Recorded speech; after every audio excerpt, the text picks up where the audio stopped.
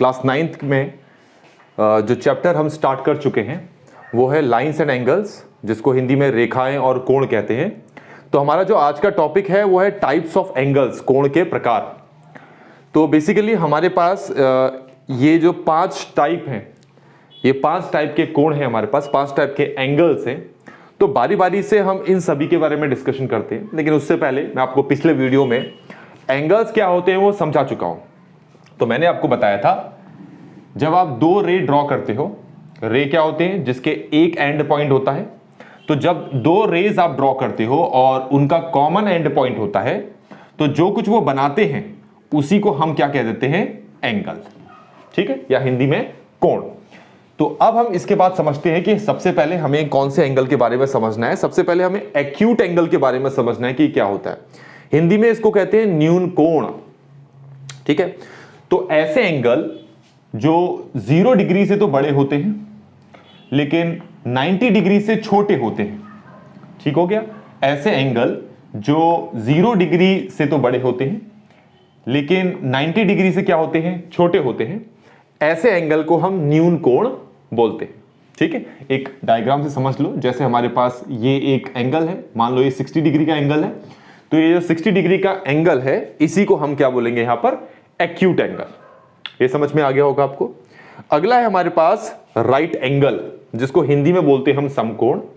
Right angle का क्या मतलब है, जब आपके पास जो एंगल है वो 90 डिग्री का हो, जब आपके पास एंगल 90 डिग्री का हो तो ऐसे एंगल को हम क्या बोलेंगे, राइट एंगल। अगला है हमारे पास ऑब्ट्यूज एंगल।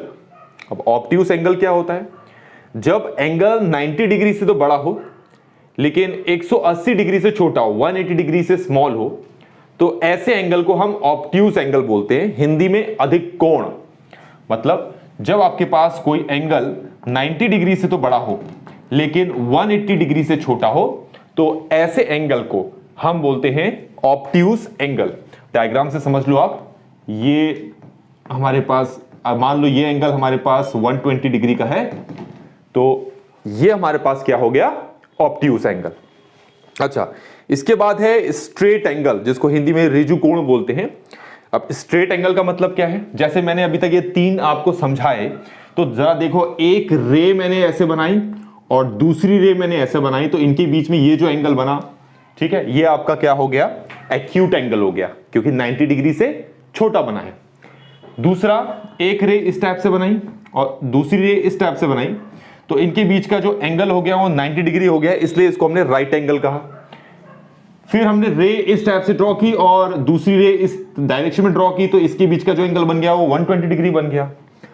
जो स्ट्रेट एंगल होता है उसमें अगर एक रे इस तरफ से जा रही हो, एक रे इस डायरेक्शन में जा रही हो और दूसरी रे उसके जस्ट उल्टी डायरेक्शन में, अपोजिट डायरेक्शन में जा रही हो, तो तब इन दोनों के बीच का ये जो एंगल बनता है इसको बोलते हैं हम स्ट्रेट एंगल, 180 डिग्री, या फिर हिंदी में बोलते हैं इसको ऋजु कोण। ये समझ में आ गया होगा आपको। 6 टाइप ऑफ एंगल है हमारे पास। रिफ्लेक्स एंगल, प्रतिवर्ती कोण। अब प्रतिवर्ती कोण क्या होता है, ऐसे एंगल जो 180 डिग्री से तो बड़े होते हैं। ध्यान रखें, क्या होता है, ऐसे एंगल जो 180 डिग्री से तो बड़े होते हैं लेकिन 360 डिग्री से छोटे होते हैं, ऐसे एंगल्स को हम क्या बोल देते हैं, रिफ्लेक्स एंगल। जरा ये देखो आप, जैसे ये एंगल आपके पास यहां 60 डिग्री था, तो ये वाला जो एंगल है इसको हम यहां पर क्या बोलेंगे, रिफ्लेक्स एंगल। इसमें देखो, ये एंगल आपके पास 90 डिग्री था, तो ये जो एंगल है ना इसको बोलेंगे यहां पर रिफ्लेक्स एंगल। ये आपका 120 डिग्री था, तो ये जो एंगल है इसको बोलेंगे हम रिफ्लेक्स एंगल।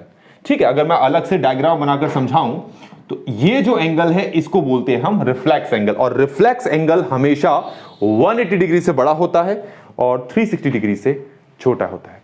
आई होप कि इस वीडियो में आपको टाइप्स ऑफ एंगल्स में जो मैंने 5 टाइप्स ऑफ एंगल्स बताए वो आपको समझ में आ गए होंगे। Thanks for watching.